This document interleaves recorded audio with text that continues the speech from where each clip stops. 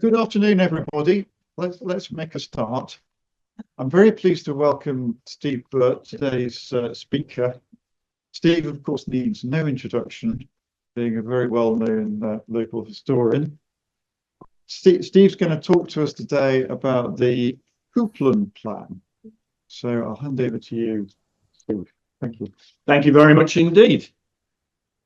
An appeal went out in the society for a lunchtime lecture, and I thought, I know the perfect topic. We've just had the Coupland Plan restored. I will do the history of this Coupland Plan. Easy. What arrogance that man had.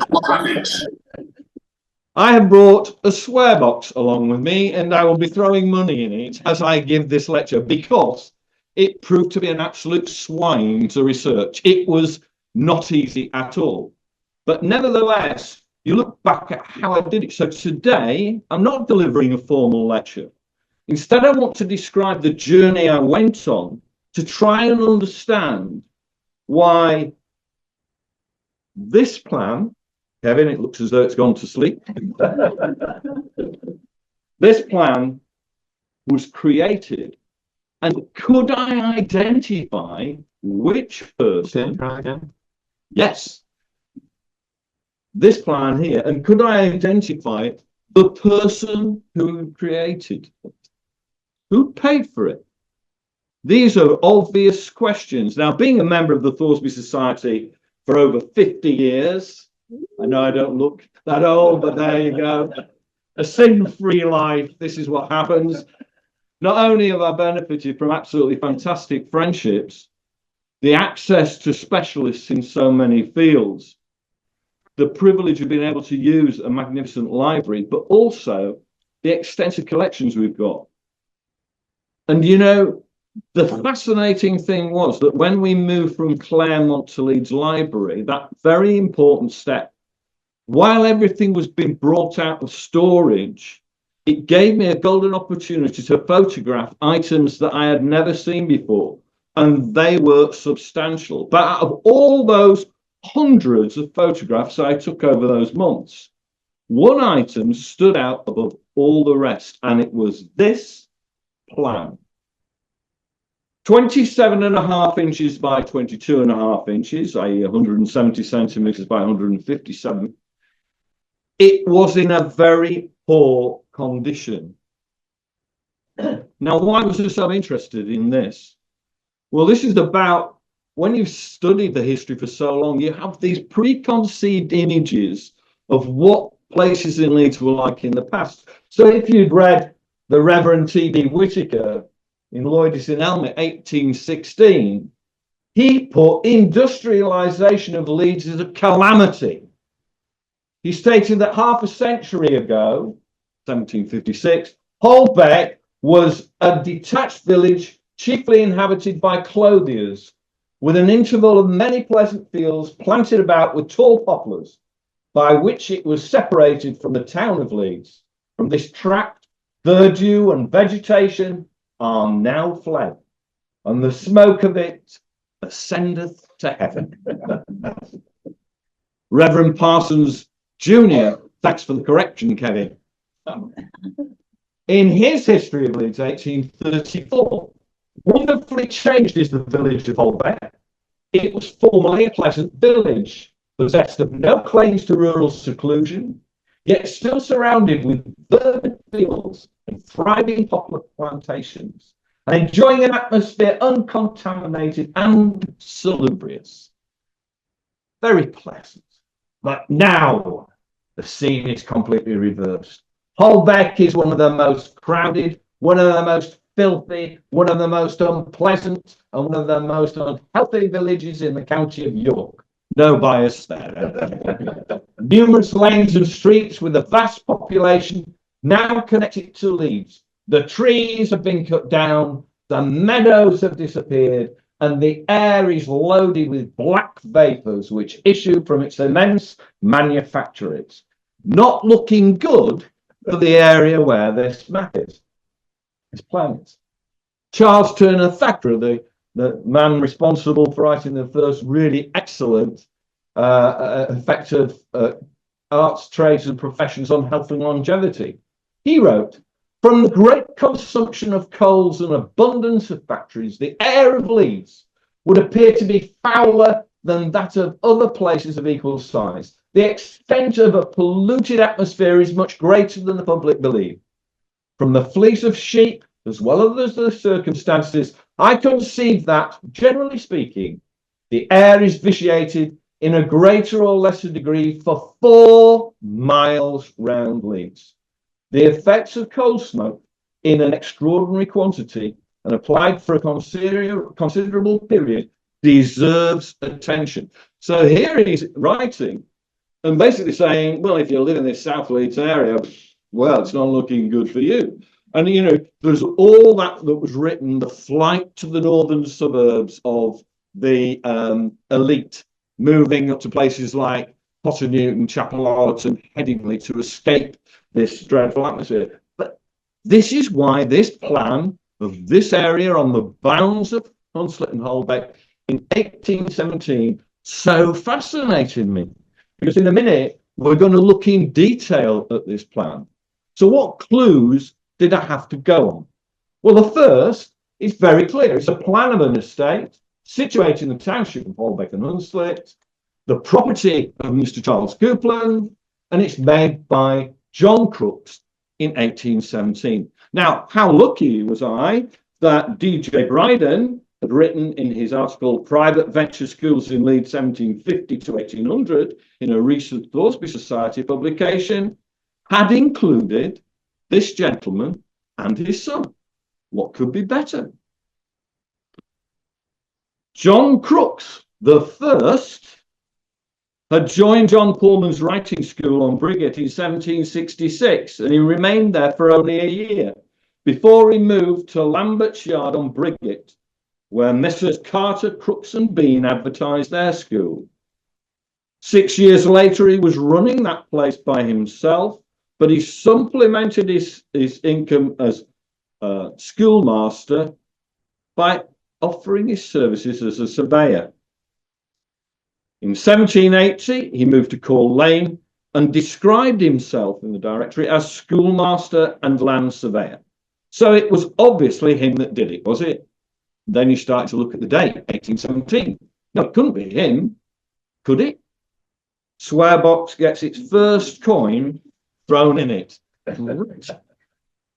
Which one was it? So then I had to go and look at the dates for Mr. Crooks, and I find that it wasn't John Crooks the first, it was John Crooks the second that did this. So all the time you're trying to pin this down. So we now know that this was a well-known surveyor. He did an awful lot of plans like the one for Mabgate that the family did, really good. So somebody's paid good money for this plan.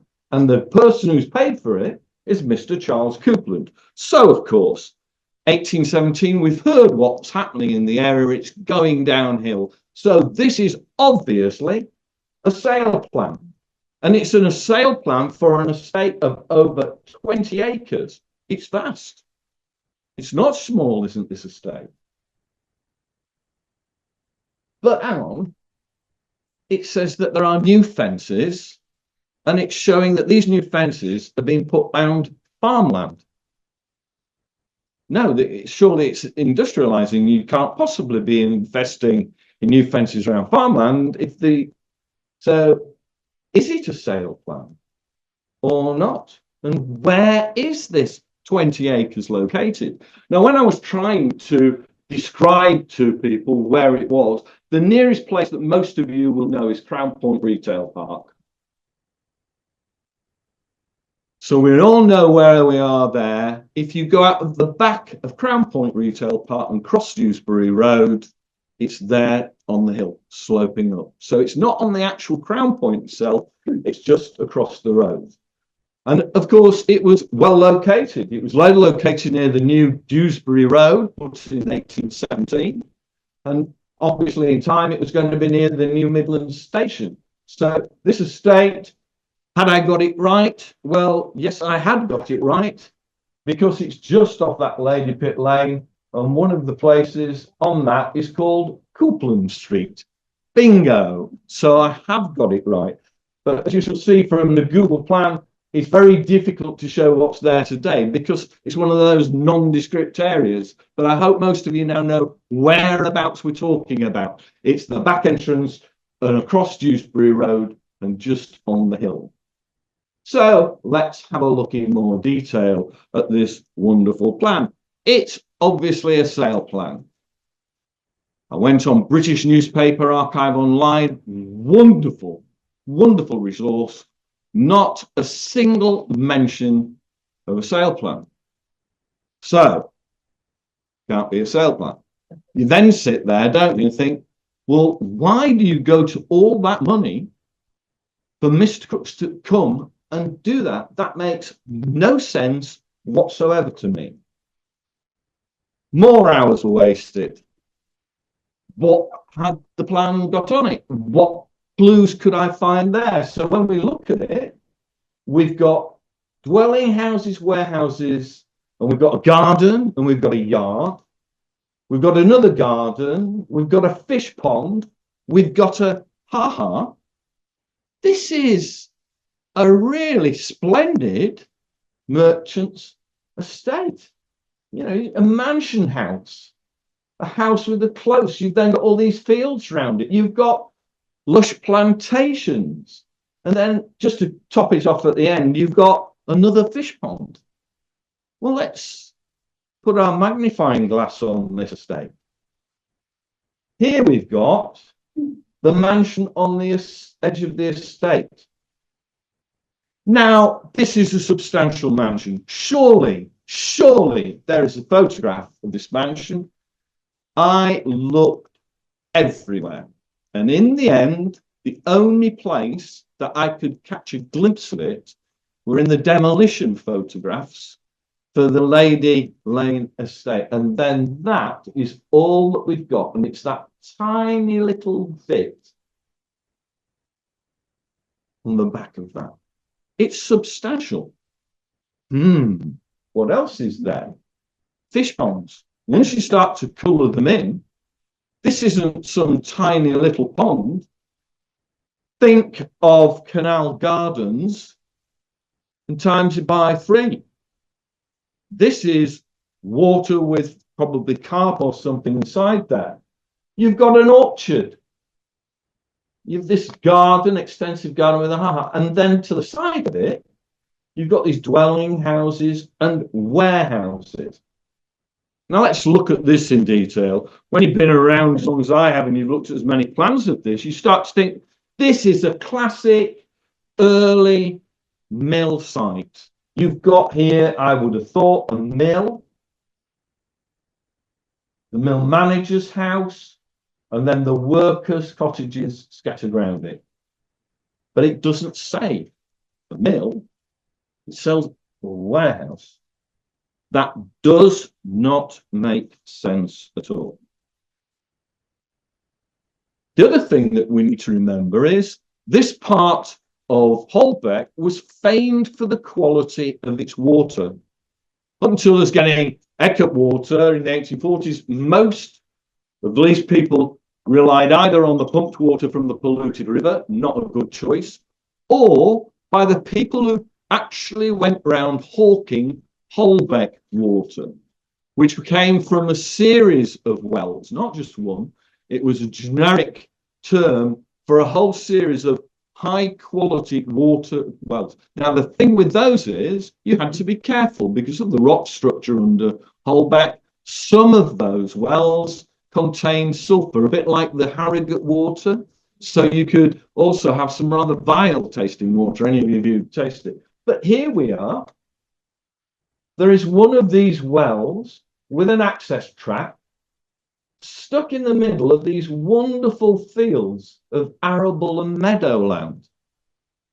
Think back to how I started this with all these descriptions of Hunslet and Holbeck and what this was like. This is not like that at all. And it's near the Turnpike Road.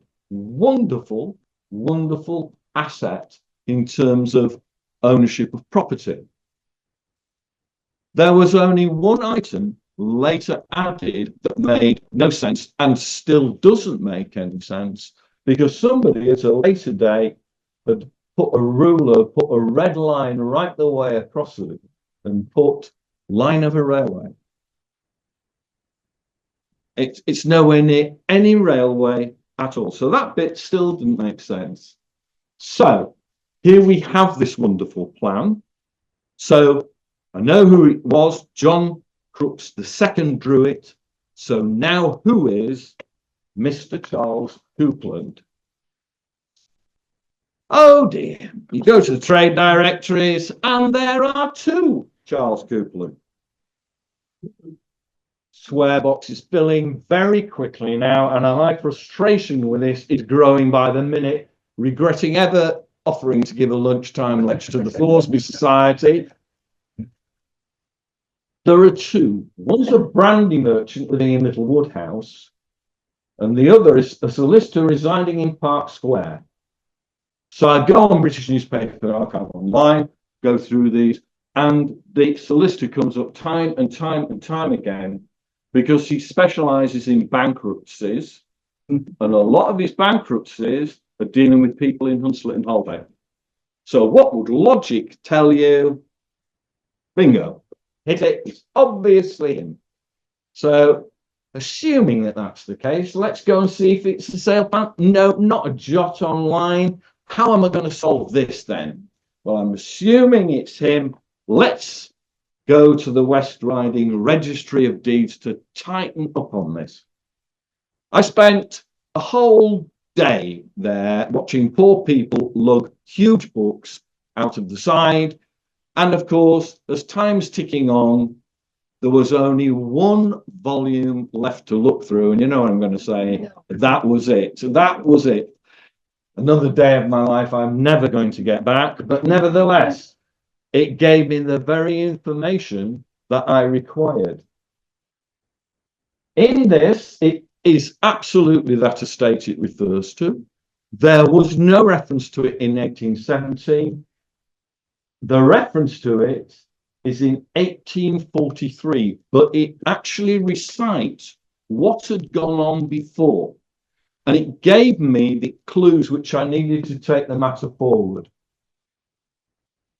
This estate had been the property up until 1816 of one Nathaniel Johnson, merchant. And that the reason that it had come into the hands of Charles Coupland was he had married Charles Coupland, the daughter of Nathaniel Johnson. Bingo. Bingo, bingo. So I need the will, and I also need to know when Charles Coupland married Harriet Johnson. So you go to the Leeds newspapers first, don't you? Not a mention. Find it in the York Herald for the 8th of February 1806, where Mr. Charles Coupland Jr., a liquor merchant, marries Miss Johnson, daughter of Mr. Nathaniel Johnson of Holbeck. Yes. Let's just see if I can confirm that. This comes from the Lancaster Gazette. Mr. Charles Coupland Jr., yes, distiller and cotton spinner. No, it's just been referred to. Is this? It must be this. It must be the same man. So Miss Harriet Johnson, daughter of Mr. Nathaniel Johnson of Cross Flats. So they've just told me it's Holbeck.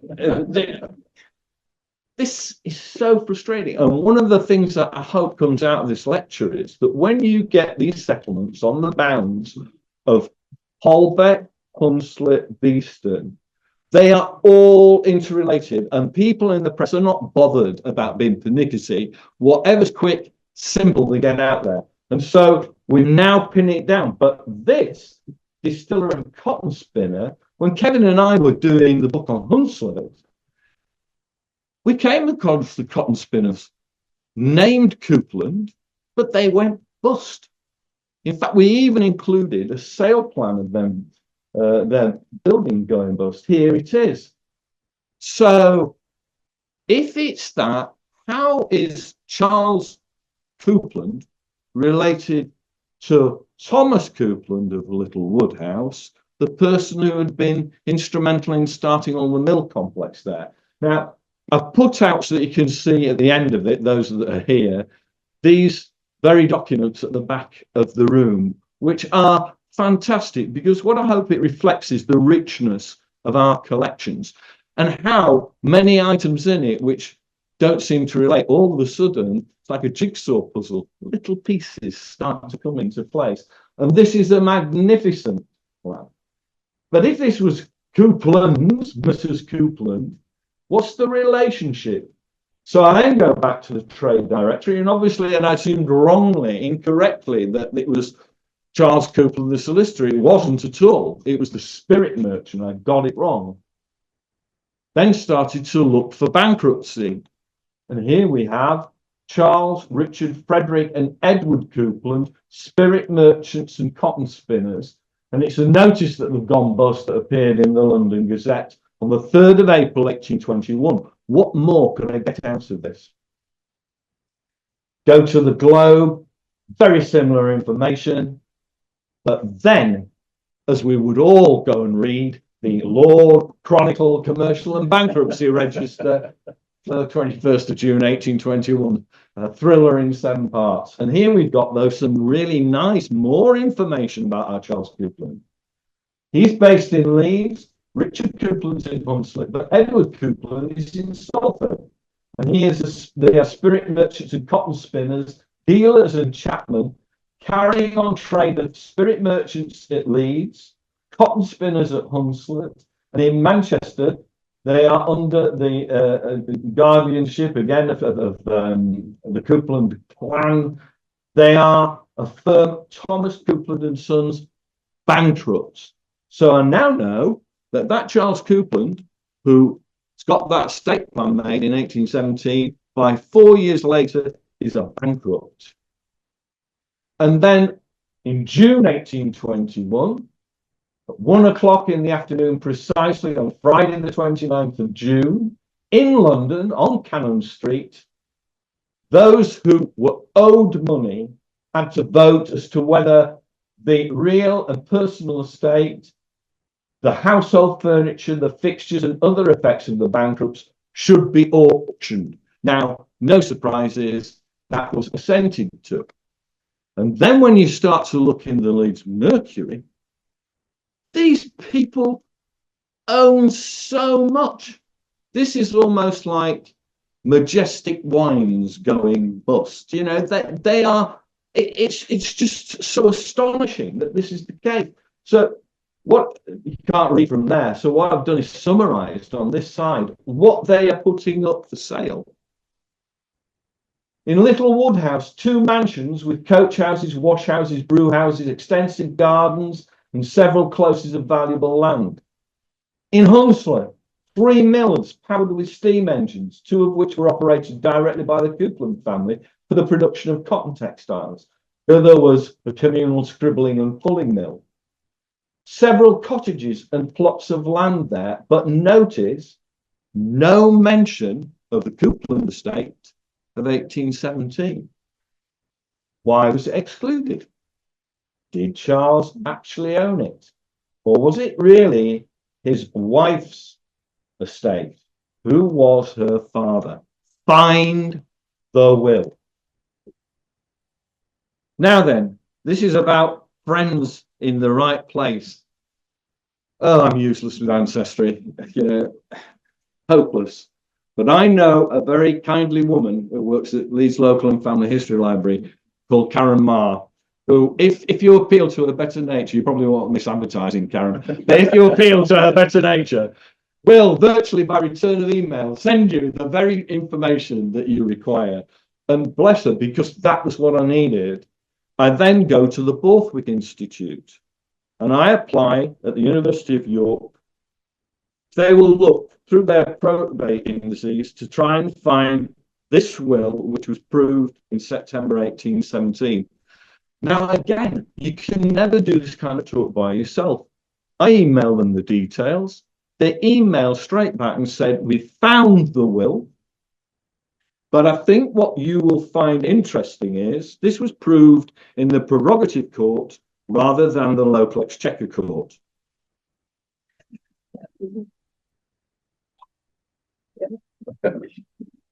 Which suggests that this gentleman had far more wealth than most.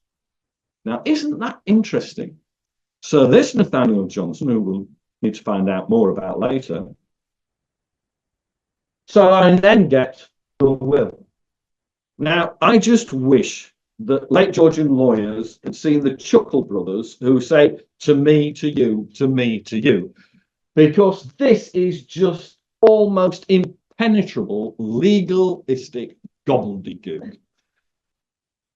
Our president is a former solicitor. So who do you appeal to? You know, these times. See, I'm managing to offload work to everybody else, you see. And of course, what's fascinating is there are certain clauses that those that are skilled in these matters draw out of this. And basically, to Charles Coupland during his life, to take the rent and profits, and then after the death of Charles and Harriet, his wife, to their children. Fascinating. So he doesn't own it outright. This is the issue. And what Chris said was, oh yeah, this relates to the Married Women's Property Acts, the 1870 and 1882. And in essence, in the period we're talking about, the late Georgian period, if you were a woman and you married, then that property was not necessarily yours. But that Nathaniel had got a good lawyer himself, and he's tied this up so tightly that his daughter is protected. And in that will, what comes out is that Nathaniel quite clearly didn't trust his son further than he could throw him, and that he gives him such significant parts of Sandal Magna, that village with the castle near Wakefield. They own huge chunks of the land there, but he puts so many clauses in to make sure that his son can't just go that. Same as he did for his daughter, he puts so many tightly written clauses in that Charles is in the position to offload it. And when you look back what happens 4 years later, how wise a dad was he? What a clever man. But it goes on, and this is why you've got to try and concentrate on what you are actually studying. Because in there, it says, Messuage's land situated in Holbeck and Hunslet, which were my late brothers. So this is Nathaniel's brother Thomas, who purchased of the late Mr. Todd and Mr. Ellen. Now, as soon as I see that, for me, that rings every bell. The Ellen family bought the other half of the Roundhay Park estate. These are, again, one of these Quaker families that are just so wealthy. So when I'm trying to think, well, who would have built such an incredible mansion with these lavish grounds and fish ponds? I'm thinking, oh, this is the Ellen family. So isn't that interesting?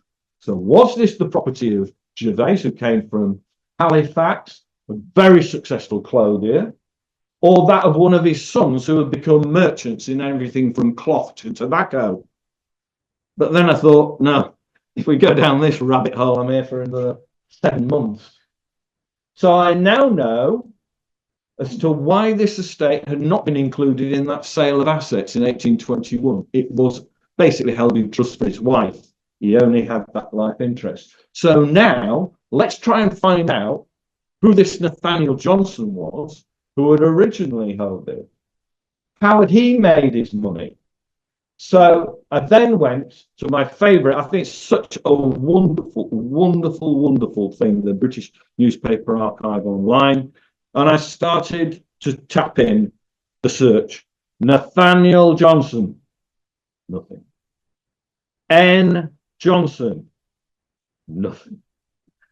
Start to think, what on earth? It cannot be this simple. Now, anyone who's used the BNA knows that it actually uses text recognition to find the thing, and you've got to be rather, shall we say, doubtful about its accuracy at times. My favourite one of this is when I was doing the Hunslet research. It was about a labourer at the Fenton Arms who'd been attacked by an unidentified nun, whereas it should have been a man. So, you know, you've always got to just kind of treat very carefully what they do. So there was nothing. There was absolutely nothing. Racking my brain. Now, Thoresby members need to know that if I croak, there is on my laptop at home all my notes for the proposed books, which I was going to write on Beeston and another lot on Holbeck to match the Hunslet tone. And I remember seeing somewhere Johnson Brothers, and it was about a mill that had been burnt down. So right from the back of memory, I thought, I'll tap in Johnson Brothers, and you know what I'm going to say? Bingo. Bingo. Up it came. And boy, did it bring riches with it. What an incredible find. I now know why there was warehouses marked on the 1817, because there haven't been. That had been a mill. But what happened to that mill? Well, wow, had it had trouble. I'll talk about this and then you'll see some slides that explain the process more clearly. In that latter part of the 18th century, when you got great individuals like Benjamin Gott trying to produce more and more cloth, they were very interested in mechanization, trying to get that process from the standard ways of methods to more modern ways of production. And they were introducing gig mills and shearing frames to basically do the job of finishing very, very speedily, cheaply, and bringing out a lot of the skill of those croppers in that final build. So they were adamantly and vociferously opposed with the croppers to the development of these machines and the use of them in Leeds. They were so good at putting the squeeze on the Leeds merchants that it was in Halifax and Huddersfield that the first of these mills were built, not Leeds, until the Johnson brothers. And the Johnson brothers decided to build one which was on the very plan that we've got there. And that the local croppers got together in the pre-Luddite period, and they came blacked up, they came in dark clothes, they extinguished all lighting, and they came and they set fire to that big mill. And so dreadful was this riot, so much fear was put through the district, that the magistrates called on the service of this man, Colonel Lloyd, who was in charge of the Leeds Volunteers, and he was charged to put drummers, 2 drummers, out on a night, and so that if any other fires were to be started, the drummers would immediately start to drum and the alarm would spread and the troops could be put there quickly.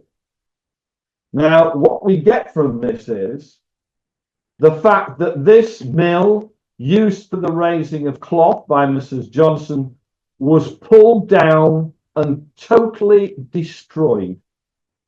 So this was really a challenge to the merchant class as to the use of the new technology.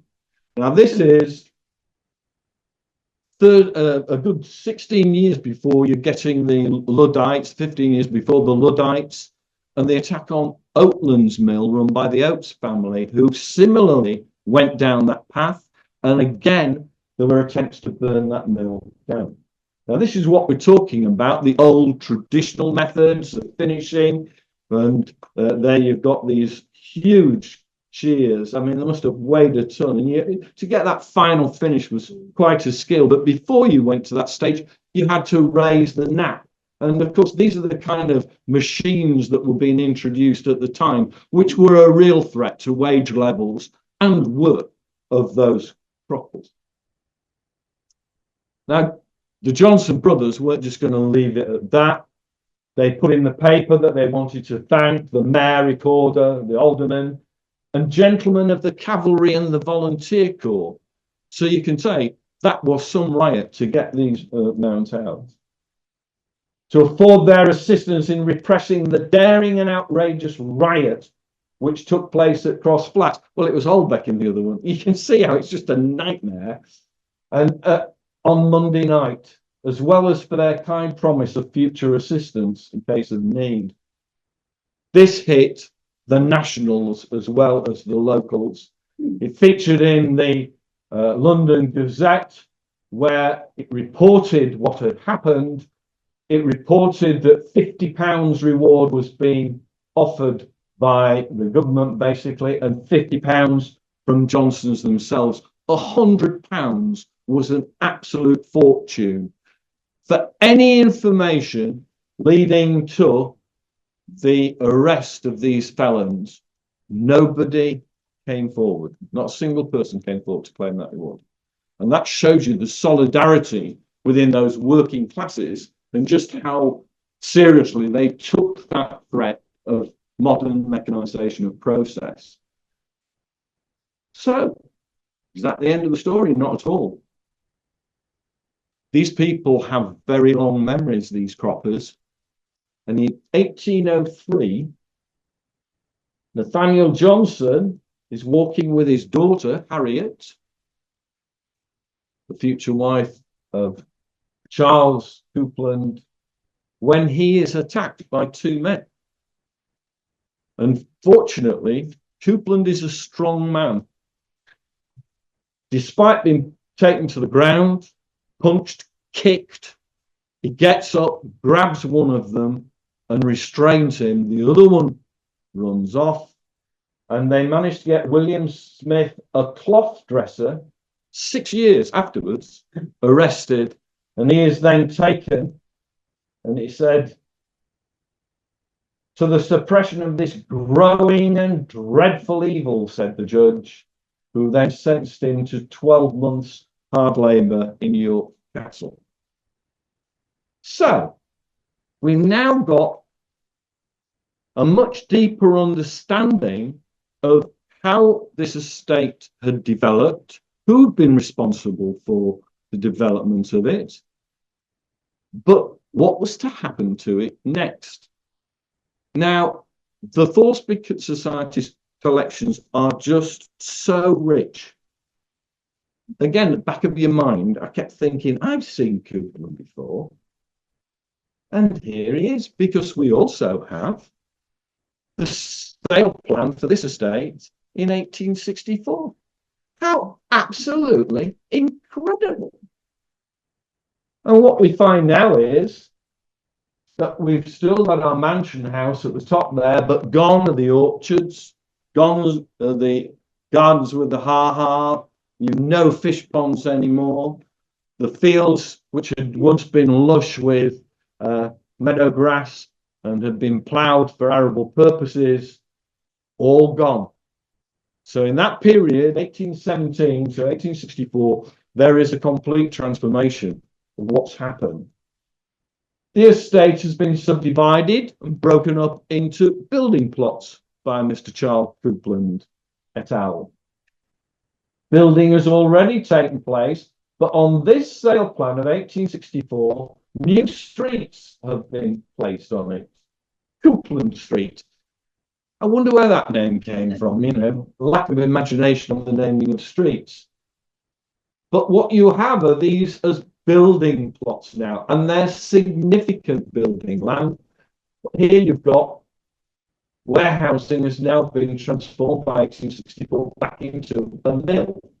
Now, these plans are for you to look at the back, the originals, but once you start to look in detail, you can see that the future shape and form of the area is complete by 1864. So if these are sale plans for houses, what plots are we going to develop, and what are we going to develop on them? This is just unbelievable.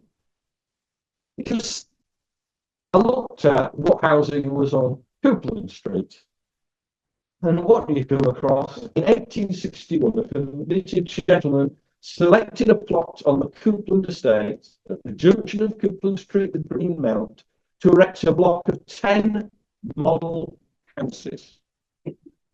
These were designed by the eminent architect Thomas Ambler of Park Row, a wonderful architect, absolutely wonderful. Had 5 yards at the front for a garden, generous, with a separate yard and outbuildings behind. These philanthropic businessmen hoped that this accommodation basically could be built to leave a fair interest for them from 3 to 4 shillings a week. And they wished to enable working men to become the owners of their own dwelling houses, and at an outlay very slightly exceeding the rent usually given by the better paid of the artisan class. Each house cost around £150, but if the working men each paid around £25 deposit and then took out a loan from the building society, the occupier could become the owner of that house in 13 years by paying 5 shillings a week. Now, that's incredible. So there you have the elite of this area trying to help the hard-working artisan own his own house. And by a pure fluke in the demolition photographs, there are those very model houses. Now, when in my own mind, I got this through terrace thing, I've got this rather modest building. But these aren't modest at all. These are really quite fine houses. So we've got fine houses being built, but what about the road surfaces? That was down to Leeds Corporation. Well, there was a bit of a lag between the houses being built and the paving being done. A lag actually of 15 years, but hey ho, that's the way it goes. And local government. And here we've got the Yorkshire Post 1876. The Borough of Leeds want a contractor to tender for the paving, flagging and levelling of these streets. Ladypit Lane, Ladypit Street, Greenmount Street, Greenmount Place, Greenmount Terrace, Coupland Street, all those built on this area. So in your mind, when you're looking at the development of this site, you can almost see those unfinished roads, poor quality paving, but nice houses. By 1877, building has really become quite intense. And I've put this on because the Bull's Head Inn in Holbeck still exists. It's now closed. But I put this on to show how important pubs were for community use. This is everything from a coroner coming here to establish what's happened to someone who's died in mysterious circumstances, but also acting as the place where an estate agent would come and hold the bidding for property on that day. So when we look at pubs and their use and functions, they've changed markedly from this period. And why I put this on is that in 1877 at the Bull's Head here, you had got the sale of an estate, including new housing that's been done. Now, the others that had been done in 1861 was high quality through terraces. By this date, we're building many back-to-backs as well. And so, again, when you're looking at the estate, you've gone from your mansion house, you're then going to your through terrace, and now you're going to your back-to-back housing. And you can see how the intensely built area is now attracting a different class of tenant or owner. By 1891, you can see, and again, it's too small for you to read, but why I put it on is, look at how much property, housing, Mr. William Atkinson, slate merchant of Whitehall Road, owns. It's vast. Street after street after street, he owns houses galore. But he also, as well, has the mill here, just here. And he's also selling building land. So it's telling you that it is not complete. The area hasn't been fully developed. But as a sales plug, it says the widening of Folly Lane will also greatly increase its value. The mill and the workshop property can be utilised for any business, and the building land should be an inducement to builders, as cottage property is in very great demand in this district in 1891. And so what we have in the period between 1891 and the start of World War I, the complete infilling of that estate with housing, churches, etc., chapels. That 21 acres that we started the lecture with in 1817 is very little built on and is lush agricultural land to a large extent. By 1891, it's virtually all built on. By World War I, completely built on. But the properties were not bad. And one of the great sadnesses to me as I was researching this was that a lot of this came down in the 1970s. And you know, hindsight's a wonderful thing. But, you know, some of those were really quite wonderful. And then some of them weren't, you know, and again, this is always the problem when you're faced with those difficulties. Now, the reason I've chose this was there are members of the Thoresby Society who are patrons. They give more money every year than their subscription. And the thing is with it, that the money that comes in as extra is not just going into the general running of the society. It's there for special purchases or special activities. So one year we purchased that fantastic volume of photographs of Lewis's, which is now online, which is fantastic. This year, part of that money went to preserve that Coupland Plan for future generations. And we took it to the West Yorkshire Archive Services in Wakefield. Now, that's how it started out. It'd been rolled up for years, came out as soon as you opened it up, it cracked. We sent it to Wakefield for cleaning and then asked them to do whatever they could to try and make it better. And here we've got Katie Proctor on the light wall, working her magic on that, and she's cleaning it to try and get it so that it's far easier to see what's on it. And then what they did, I mean, just look at the difference of that. It's staggering. It's absolutely incredible what she did.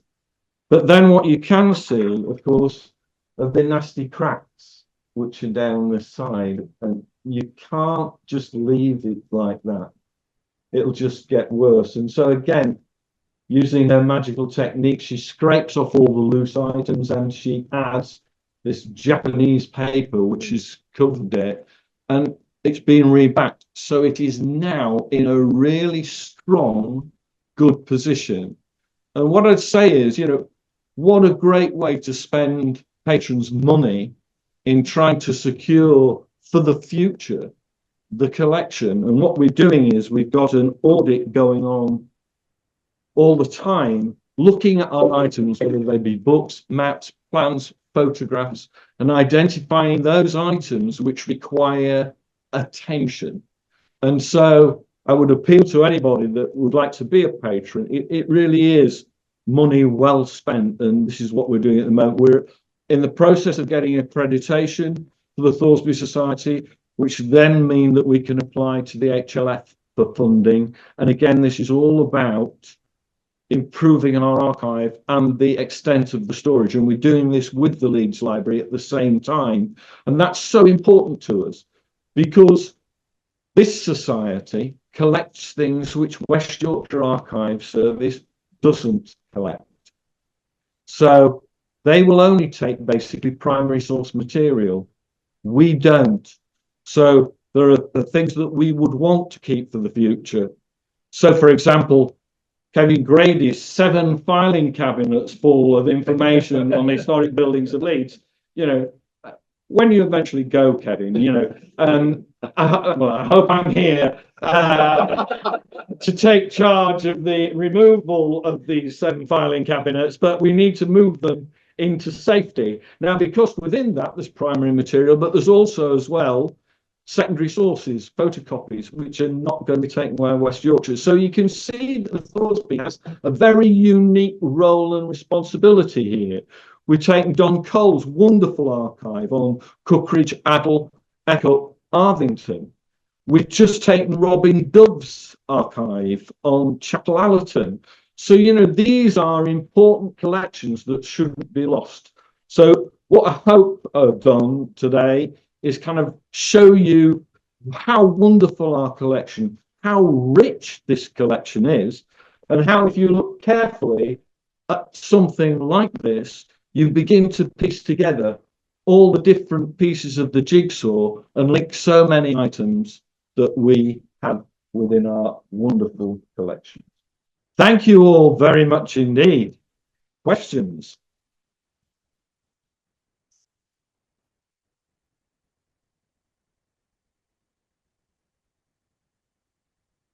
Steve, thank you for the wonderful talk. It was just so interesting, and to hear how you've done your research and all the sources, and it's really mind-blowing stuff. I think I'm sure everyone agrees. Do we open to the floor now and to people on Zoom to ask questions and make any comments? Anybody in the room? Yes. Yes. Fascinating, Steve. Thanks. It's really micro question. Going back to the will Yes. and the way it was entailed to the daughter. Yes. To the daughter. I mean, I think that was something aristocratic at that period. Yeah. Entailing property to the daughter. How common was it for this sort of class? And did it mean he didn't trust his son-in-law? I think that's absolutely right. He didn't trust his son-in-law, and as the bankruptcy showed, he was right not to. I don't know is the answer to your question. I really don't know. The key thing for me was, again, it's a learning journey. You learn all the time. That's why I love this so much.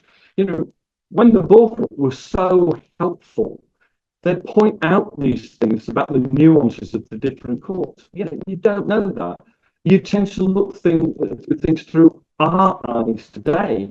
Whereas, of course, in the past, as soon as the woman married, basically, the husband was in charge of everything and took everything. And it took those two acts, 1870 and 1882, to put that right. But I have looked at other wills for the Holbeck and Hunslet areas. And one which will make you smile was the owner of a very large brewery, who his daughter obviously fell in love with an ne'er-do-well. And his will is a classic, because basically it says, and if my daughter ditches this reprobate, I will give her all this, and this.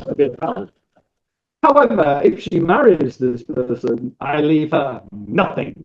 Yeah, and I love that one because if as a dad of a daughter, you know how protective you are. You know, who's this person coming across the door? And so I had empathy with that. But I would suspect that it was extremely common for any prudent father with a good lawyer would ensure that his daughter's rights were as protected as far as they could do. I mean, as you read certain sections of that will, he's basically saying to his son, well, you own it. However, look, these are the trustees looking over your shoulder. So don't get smart there. And I think that is always, shall we say, a shrewd lawyer is worth paying the money for, because you are actually going to get, hopefully in the end, what your wishes are in your final moments. So an interesting question. Chris, it would be better if Stephen was at the lecture than you were at home. That's just from people at home. That's the point. Okay, that's better. That's great. Yeah. Any other questions? Put in the chat. Oh, I'll look in the chat. you're looking at the chat. Did Alan have a I question? was going to report Clive Wood's comment. It's fascinating that you were reminiscent of a house through time. Yes. How many hours did it take to research this? Well, you're probably all aware I'm working with socks off and moment on a book on the history of Chapel Allerton, and I've got the Oates lecture, which ties in nicely with that. This doesn't tie in nicely at all. As I said at the start, with this flourish of arrogance. Oh, I'll rattle that off. That'll be no problem. It's taken me hours and hours and hours to climb. The thing is with it that you have to stick to these things. I think that's the message. You know, I could have walked out of a registry of deeds that day and just thought, I can't have with that last volume. And the last volume was the one that had the information in it. And it's like with the no Nathaniel Johnson, you've got to keep thinking laterally. In Nathaniel Johnson, in N. Johnson, who can it be? You know, it does take a phenomenal amount of time to do that. And there's well over 100 hours in that, well over 100 hours.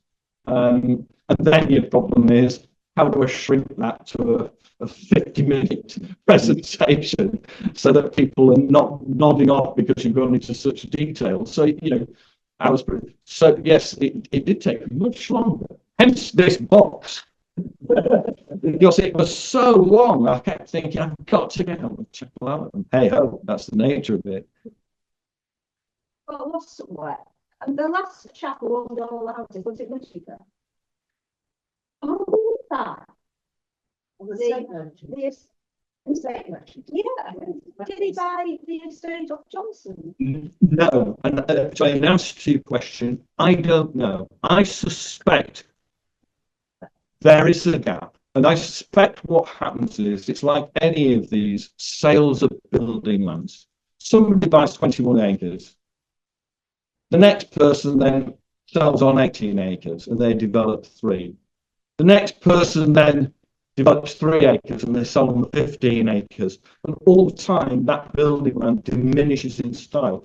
But to try and track those changes of ownership of that land, you're talking about weeks at the registry of deeds. So what you tend to do is take the street name, tap in, and then what you have is a snapshot.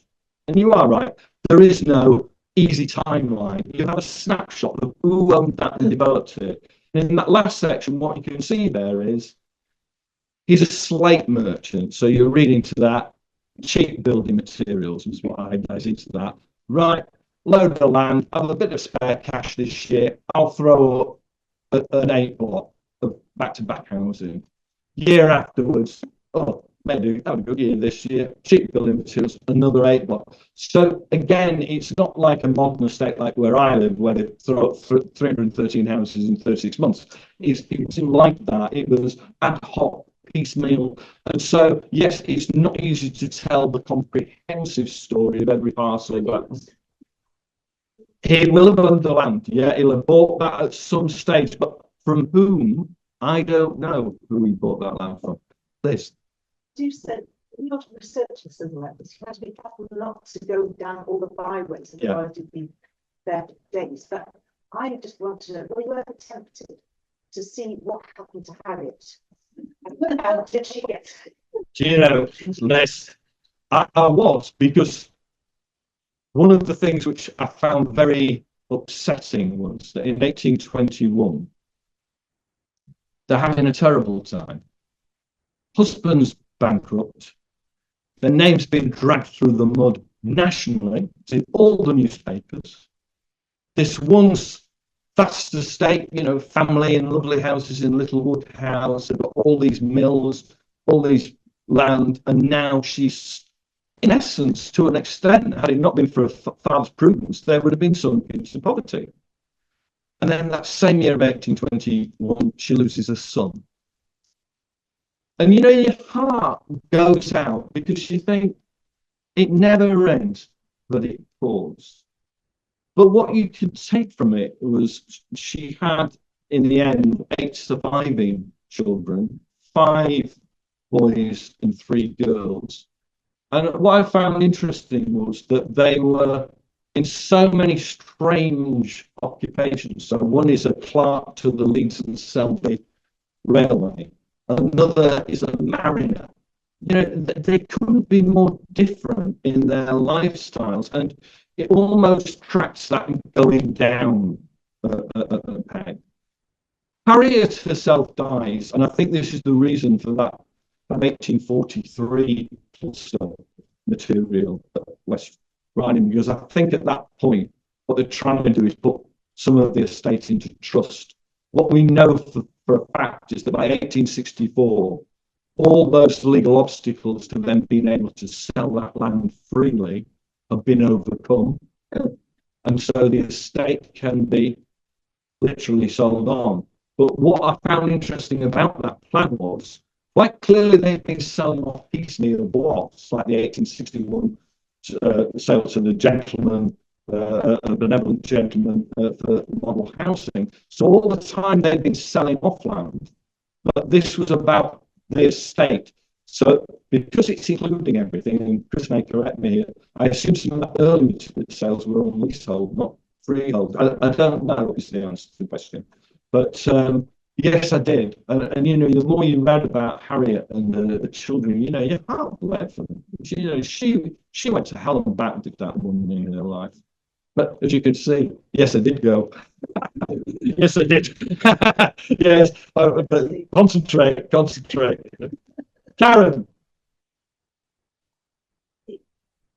Go bankrupt on their own, all that stuff. How can you ever Do you know, it's a fascinating question. I think I can partially answer that. Again, with an arrogance. Certain of the merchant class of Leeds looked across the Pennines and looked at the fortune that would be made by the cotton magnates over there. Now, of course, Manchester is very near Liverpool and therefore easy importation of cotton.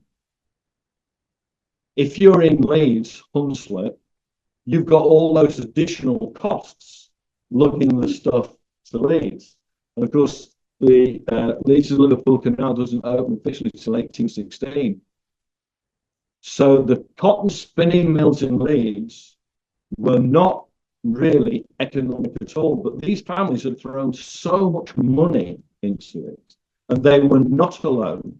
The Waterloo mill, cotton mill, that went bust about this time as well. And I suspect that the cost of all the steam engines, all the machines with all their spindles, the cotton sales which were poor, because what came out from the research on that was that Manchester was at the heart of this, therefore they got the best designers of material. They had the latest fashions producing the cotton prints which were required. Leeds didn't have that secondary level of people working on it. So their products very speedily became dated and not wanted by people for clothing. So you have that real swing in the economies of scale, which Leeds thought that it could emulate that, but they simply couldn't. So my guess is, Karen, that it wasn't the spirit and brandy business that was the problem. I think the problem was the cotton spinning. And I think, like any family businesses, they were tipping money from the profitable side into the unprofitable side. And I suspect by 1821, there'd been the big banks calling in the funds. And at that point, they couldn't repay. So I think that's probably it. But it is interesting when you see the scale of the wealth. It's just unbelievable. Unbelievable. Great question. You mentioned the line of the railway. Yes. Well, do you know, I looked at that and the answer is no. There is no. And then I looked at the Leeds Derby Railway thinking if they're going to put a branch line on it. No. HS2. HS2.